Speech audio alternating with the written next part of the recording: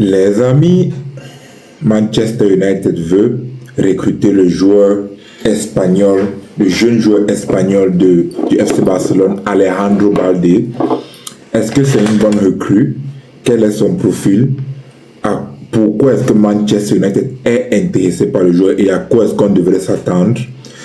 J'ai fait mes recherches. C'est vrai, je connaissais le joueur avant, mais j'ai encore un peu analysé et on en parle tout de suite dans cette vidéo. Alors, salut les amis et bienvenue sur notre chaîne, la chaîne Red Devils Afrique, la chaîne des fans de Manchester United, des fans de Premier League et surtout des fans de football. Alors, si l'un des trois te parle, n'hésite pas à t'abonner à la chaîne pour faire grandir une petite communauté, une communauté qui est en train de grandir, une communauté des fans de Manchester qui est en train de grandir et qui va grandir. Et si tu veux faire partie de cette communauté-là, qui sera certainement à un moment ou un autre l'une des communautés références du football française, communauté référence francophone de Manchester United, alors abonne-toi. Déjà, avant de commencer la vidéo, je veux connaître vos avis. Dites-moi en commentaire, est-ce que vous êtes d'accord ou alors est-ce que vous êtes, ça vous excite le transfert de Alejandro Balde ou le possible transfert d'Alejandro Balde à Manchester? Bon, Balde, pourquoi est-ce que Manchester United est intéressé par Balde? On va dire déjà, ça fait la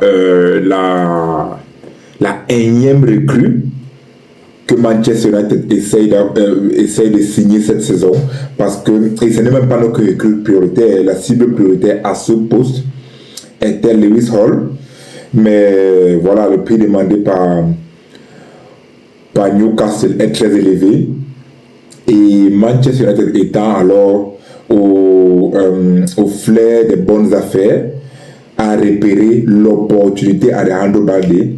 Et voilà, il s'est lancé à l'attaque du joueur. Déjà, pourquoi, comme je disais, pourquoi le profil? C'est du 1 parce que le Barça veut se débarrasser du joueur. Le Barça veut se débarrasser du joueur. Voilà, le Barça est fatigué du joueur. Le joueur est très inconstant en ce qui concerne les blessures. Il se blesse beaucoup.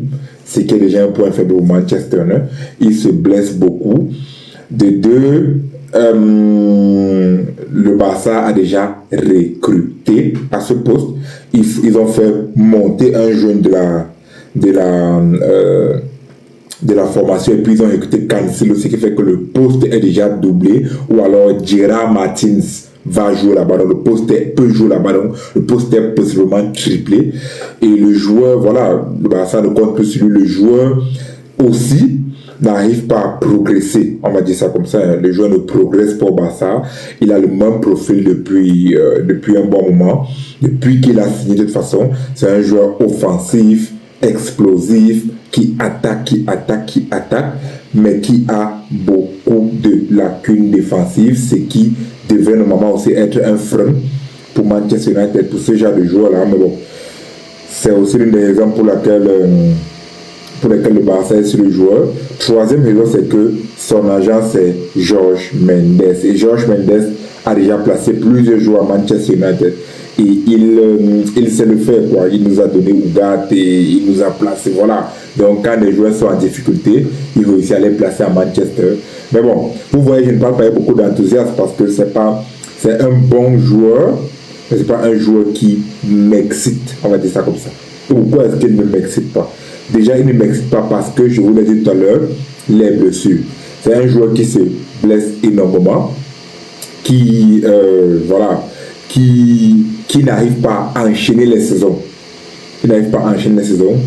L'année dernière, il a abandonné son équipe. Bon, il ne le fait pas exprès. L'année dernière, il a fallu que son équipe parte chercher João Cancelo parce qu'il était encore blessé.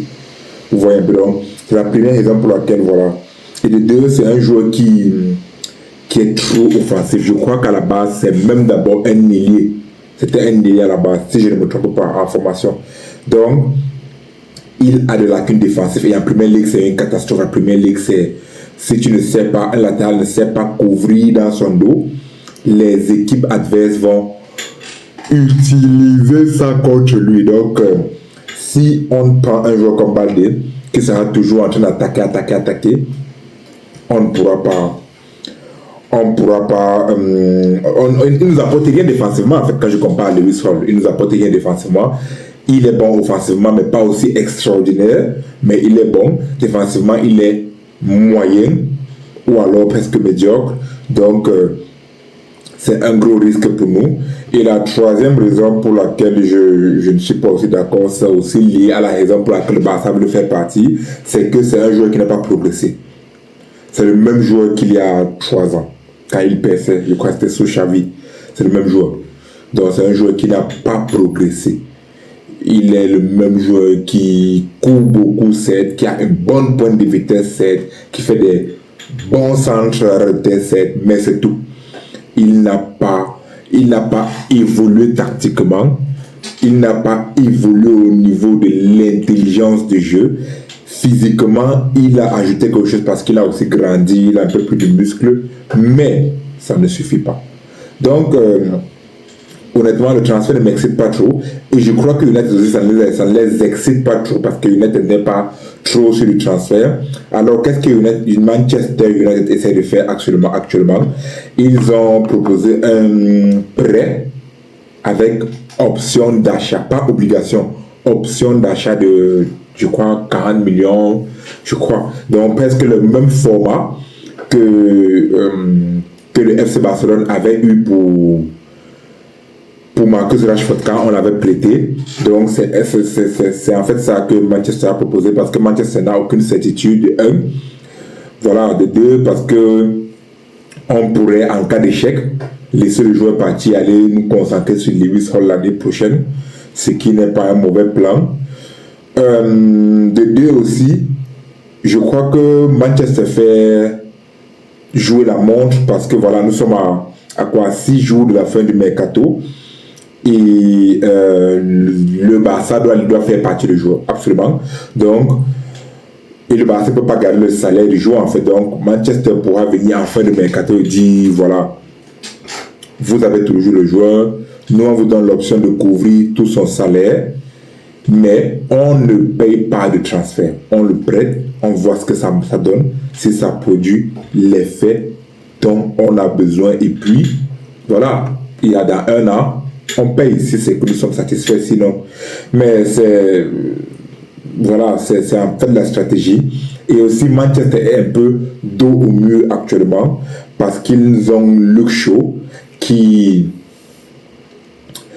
est déjà un joueur très délicat physiquement parce que la saison dernière il a fait une saison sans blessure, certes, mais on ne sait pas à quoi s'attendre avec lui. Parce que la saison d'avant, il s'est blessé. Donc, ça peut arriver qu'il se blesse et toute la saison, il est out. Donc, il est hors de l'effectif et ça nous pénalise. De 2, Luke Shaw est un joueur qui n'apporte plus grand chose offensivement. Il est très prévisible. Il ne sait que dédoubler et centrer. C'est tout ce qu'il sait faire. Mais le problème, c'est que la différence entre Luke Shaw et Alejandro Balde, c'est qu'Alejandro Balde a les meilleurs centres et a une meilleure pointe de vitesse. Mais sinon, Alejandro Balde ne fait pas le inverted fullback, c'est-à-dire il va toujours dédoubler sur le côté et non dans l'axe. Et de ce fait, c'est pas aussi si imprévisible que ça, on va dire ça comme ça. Donc voilà. Mais comme United est aussi dos au mur, il faut absolument signer un autre latéral gauche. Lewis Hall coûte trop cher. Anthony Robinson ne va pas quitter Fulham, etc., voilà.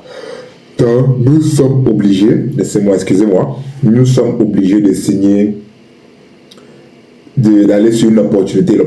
L'opportunité qui se présente actuellement, c'est Alejandro Balde. Donc, comme vous avez vu, je ne suis pas très excité par ce transfert parce que je ne pense pas que ce soit le profil dont on a besoin. Je pense qu'on a plus besoin d'un profil qui peut vraiment défendre, qui peut vraiment sécuriser la défense et puis offensivement on va se battre. Mais bon, on n'a pas le choix actuellement. Il nous faut quand même une alternative à Luke Shaw. Et voilà, si Alejandro Balde arrive à faire une saison sans blessure et à progresser, On verra, mais si Hansi Flick n'a pas pu progresser, n'a pas pu faire progresser le joueur tactiquement, je ne pense pas que ce sera Michael Carrick qui le fera. Donc, dites-moi ce que vous pensez en commentaire et on se voit prochainement pour une nouvelle vidéo et je vous dis à bientôt. Peace.